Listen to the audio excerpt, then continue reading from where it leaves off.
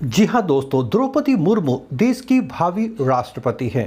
देश की पहली महिला आदिवासी राष्ट्रपति वे बनने वाली हैं। द्रौपदी मुर्मू एनडीए की राष्ट्रपति उम्मीदवार घोषित की गई हैं। तो आइए हम ये जानते हैं कि द्रौपदी मुर्मू कौन है, इनके बारे में विस्तृत जानकारी हासिल करते हैं। दोस्तों, आगामी राष्ट्रपति चुनाव के लिए भारतीय जनता पार्टी की नेतृत्व वाली राष्ट्रीय जनतांत्रिक गठबंधन, जो राजग के नाम से जानी जाती है, जिसे हम एनडीए भी कहते हैं, कि सरकार ने झारखंड की पूर्व राज्यपाल द्रौपदी मुर्मू को अपना उम्मीदवार बनाया है। राष्ट्रपति पद के लिए द्रौपदी मुर्मू के नाम की घोषणा भारतीय जनता पार्टी के राष्ट्रीय अध्यक्ष जेपी नड्डा द्वारा 21 जून को की गई। दोस्तों, निर्वाचित होने पर 64 वर्षीय द्रौपदी मुर्मू भारत की राष्ट्रपति बनने वाली पहली आदिवासी महिला होंगी। भुवनेश्वर के रमादेवी कॉलेज से कला स्नातक द्रौपदी मुर्मू ने राजनीति और समाज सेवा में लगभग 2 दशक का समय व्यतीत किया है। वे एक अनुभवी राजनीतिज्ञ हैं। द्रौपदी मुर्मू की जीवनी पर निगाह डालते हैं। उनका जन्म 20 जून 1958 को उड़ीसा के मयूरभंज जिले के बैदापोसी गांव में हुआ था। वे एक आदिवासी जातीय समूह संथाल परिवार से ताल्लुक रखते हैं। जी हां, वे संथाल जनजाति की हैं और उनके पिता का नाम बिरंची नारायण टुडू है। ओडिशा के आदिवासी परिवार में जन्मे द्रौपदी मुर्मू झारखंड राज्य की 9वीं राज्यपाल भी बनी थी। राज्यपाल बनने से पूर्व वे भारतीय जनता पार्टी की सदस्य रही थी। वर्ष 2000 में जिस वर्ष झारखंड राज्य बनी है, उस राज्य के बनने के बाद 5 साल का कार्यकाल पूरा करने वाली वे झारखंड की पहली राज्यपाल हैं। इससे पहले किसी भी राज्यपाल का कार्यकाल 5 वर्षों तक पूरा नहीं हुआ है झारखंड में। झारखंड के राज्यपाल के रूप में उनका कार्यकाल 2015 से लेकर 2021 के बीच था।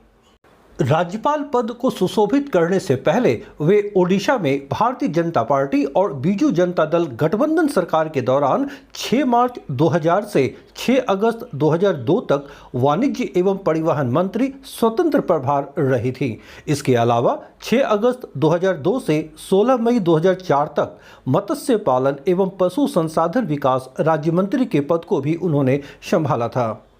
प्रारंभिक जीवन में द्रौपदी मुर्मू ने एक शिक्षक के रूप में अपने कैरियर की शुरुआत की थी और फिर ओडिशा की राजनीति में प्रवेश किया था। दोस्तों, वह मयूरभंज के रायरंगपुर से भाजपा के टिकट पर 2 बार विधायक चुनी गई हैं। पहली बार 2000 में और दूसरी बार 2009 में। द्रौपदी मुर्मू ने अपने पूरे राजनीतिक जीवन में पार्टी के अंदर कई प्रमुख पदों पर कार्य किया है। वे 2013 से 2015 तक भगवा पार्टी की एसटी मोर्चा की राष्ट्रीय कार्यकारिणी सदस्य भी थी। उन्होंने 1997 में एक पार्षद के रूप में चुनाव जीतकर अपने राजनीतिक जीवन की शुरुआत की थी। उसी वर्ष उन्हें भाजपा की एसटी मोर्चा का राज्य उपाध्यक्ष भी चुना गया था। तो ये ध्यान रहे कि सबसे पहली बार 1997 में उनके राजनीतिक जीवन की शुरुआत हुई थी, जब उन्होंने पार्षद के रूप में एक चुनाव जीता था। दोस्तों, एक स्वाभाविक सा प्रश्न दिमाग में आती है कि आखिर भाजपा अथवा एनडीए के लिए द्रौपदी मुर्मू ही क्यों सबसे उपयुक्त उम्मीदवार लगी राष्ट्रपति पद के लिए। तो इसके कारण हैं। सबसे पहला ये कि द्रौपदी मुर्मू को अपना राष्ट्रपति उम्मीदवार बनाकर भाजपा ने एक तीर से 2 निशाने साधने की कोशिश की है। पहला ये कि भाजपा आदिवासियों पर ध्यान केंद्रित कर रही है, वो उसकी हितैषी है, वो पिछड़ों, दलितों, आदिवासियों के उत्थान के लिए चिंतित है। और दूसरी जो सबसे प्रमुख वजह है वो है गुजरात, मध्य प्रदेश और छत्तीसगढ़ में चुनाव होने हैं और इन राज्यों में आदिवासियों का अच्छी खासी संख्या है और इसका निश्चित रूप से प्रभाव चुनावों पर पड़ेगा। वैसे राष्ट्रपति चुनाव के लिए विपक्षी पार्टियों ने भी अपना संयुक्त उम्मीदवार बनाया है, पूर्व केंद्रीय मंत्री यशवंत सिन्हा को। जी हां, यशवंत सिन्हा विपक्षी दलों के उम्मीदवार होंगे राष्ट्रपति पद के लिए। चूंकि मौजूदा राष्ट्रपति रामनाथ कोविंद का कार्यकाल 24 जुलाई को समाप्त हो रहा है, इसके पहले नए राष्ट्रपति का चयन आवश्यक है। दोस्तों, आरंभ में सरकार ने यह प्रयास किया कि सर्वसम्मति से किसी नाम पर फैसला हो सके कि राष्ट्रपति कौन बनेंगे, किंतु विपक्षी उम्मीदवार के रूप में यशवंत सिन्हा के नाम की घोषणा के बाद अगले राष्ट्रपति के निर्वाचन के लिए 18 जुलाई को मतदान होना अब तय माना जा रहा है। दोस्तों, चुनाव प्रक्रिया आरंभ हो चुकी है और नामांकन पत्र भरने की प्रक्रिया जारी है और 29 जून को नामांकन दाखिल करने की अंतिम तिथि है। दोस्तों, तो क्या द्रौपदी मुर्मू का राष्ट्रपति चुना जाना तय है? तो आइए इस प्रक्रिया को समझते हैं। संविधान के अनुच्छेद 55, जी हाँ, आर्टिकल 55 के तहत राष्ट्रपति का चुनाव एकल संक्रमणीय आनुपातिक प्रतिनिधित्व प्रणाली, जो प्रोपोर्शनल रिप्रेजेंटेशन है, इसी पद्धति द्वारा की जाती है।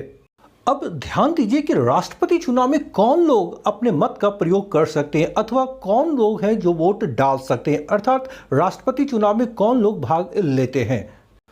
दोस्तों, राष्ट्रपति चुनाव में संसद के दोनों सदन अर्थात लोकसभा और राज्यसभा के सभी निर्वाचित सदस्य तथा सभी राज्य विधानसभाओं के निर्वाचित सदस्य और जिन केंद्र शासित प्रदेशों में, यूनियन टेरिटरीज में विधानसभा है, तो उन विधानसभाओं के निर्वाचित सदस्य भी इसमें भाग लेते हैं, यानी राष्ट्रपति के चुनाव में वो हिस्सा लेते हैं।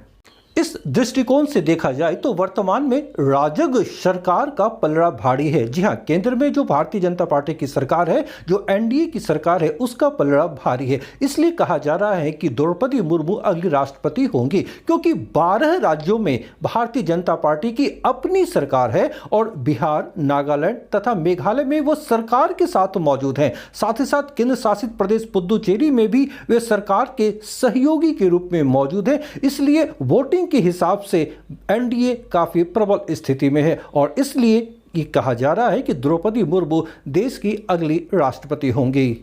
दोस्तों, यदि आप यूपीएससी, बीपीएससी, यूपीपीएससी अथवा किसी अन्य राज्य लोक सेवा आयोग की परीक्षाओं की तैयारी कर रहे हैं तो यह चैनल आपके लिए बेहद उपयोगी है। आप इसे लाइक करें, दोस्तों के भी शेयर करें और अगर आप नए हैं तो चैनल को सब्सक्राइब अवश्य कर लें। साथ ही साथ बेल आइकन को भी अवश्य प्रेस करें ताकि हमारे सारे वीडियोस का नोटिफिकेशन आपको सबसे पहले मिल सके। मिलता हूं नेक्स्ट एपिसोड में शीघ्र ही। Till then bye.